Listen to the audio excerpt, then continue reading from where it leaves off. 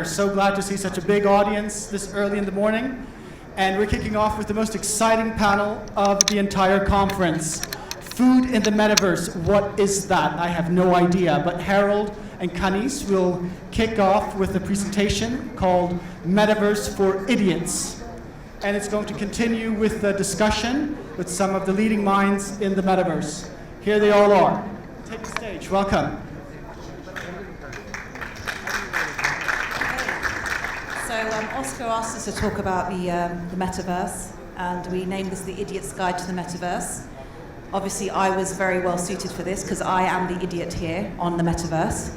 So I'm going to make an attempt to share with you what the Metaverse actually is in very, very simple terms before we start talking about the impact that it has on the food. And of course, Harold is well versed in AR and VR and all things to do with applications of this. So if we go back to the beginning, okay, if you think about Web 1.0, which is the very first internet that we all experienced, which was where we were sharing information, okay? So that was our information space. We had a platform for people to write information and share it, and that was our Web 1.0. Then we moved on to Web 2.0, which is now where we were connecting not only information, but we're starting to connect people, okay? This is where we had the rise of Facebook, social media, and also e-commerce saw a rise in Web 2.0. So the Metaverse is essentially our Web 3.0. We are not there yet. So we are in a process of developing Web 2.0 into a place where we connect information, people, and assets, or places.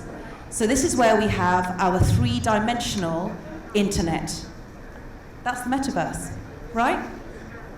Yes, so there's a lot of, I don't want to say misinformation, but there's a lot of confusion in the media right now because almost everything is a metaverse, which isn't true. As Kaniz rightfully said, we're on our way to it, but we need to do the thought experiments. We need to test, we need to see what resonates with our audience, what works in our business models, what don't, because if we wait until the metaverse actually exists, we'll be too far behind to play catch up, and it'll be a very costly experience. So this is one of the biggest takeaways that I want to give you today is you have to start playing with spatial web. You need to understand how it can affect your business and how you can use it to connect with your clients and their clients. And there are massive benefits to be had in this space. All right? In terms of BLK Coffee and how we're looking at the Metaverse, it's about converging the real with the virtual. So you have an experience in a physical coffee shop, and you would be able to work with a company like Kanousei and develop a virtual coffee shop where you can actually meet people from all over the world in one location. And actually, why not order coffee, all of you, and get it delivered physically to your location so you're all enjoying a coffee together from the same place. You're virtually in the same location. And this is where we see the convergence of reality with the virtual space. And I think that it's moving more and more towards that in a very, very small way until we get to proper 3D spaces. So I think that, as Harold said, there is a lot of misinformation about what the metaverse is, this universe, and I think it was actually coined in 1992 by a writer who wrote some book on virtual spaces where avatars were working together.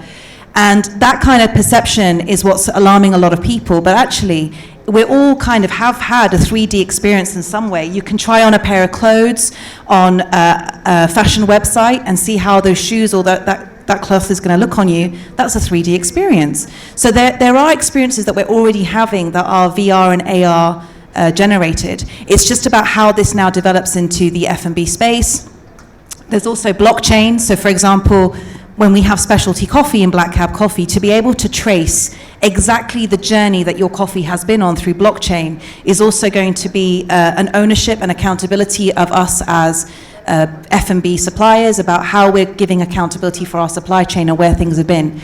And I think consumers are getting more and more interested in where their food has come from, the ethical status of that food chain. So I think there's a lot of things going on in that space.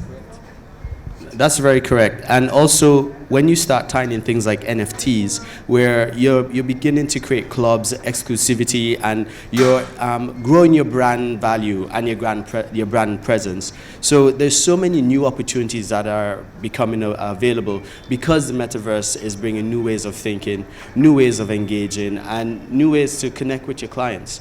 Okay? Okay, Oscar, do you think we should start the panel now? Yeah? I mean, we've talked about NFTs. I think maybe you could explain what they are a little bit. I think everyone's kind of, all these acronyms flying around, Harold.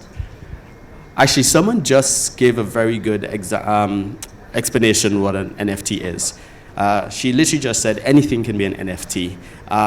It's all about the value that's assigned to it.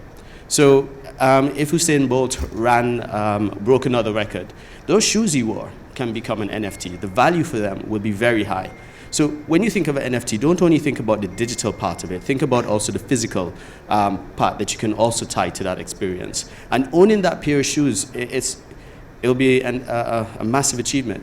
So start thinking of how you can then spin that into your cycle. How can owning a part of your company by someone else empower them to want to move forward with your company, to be part of your brand, to be part of that message that you're sharing. So these are things to start thinking about when you think of NFTs.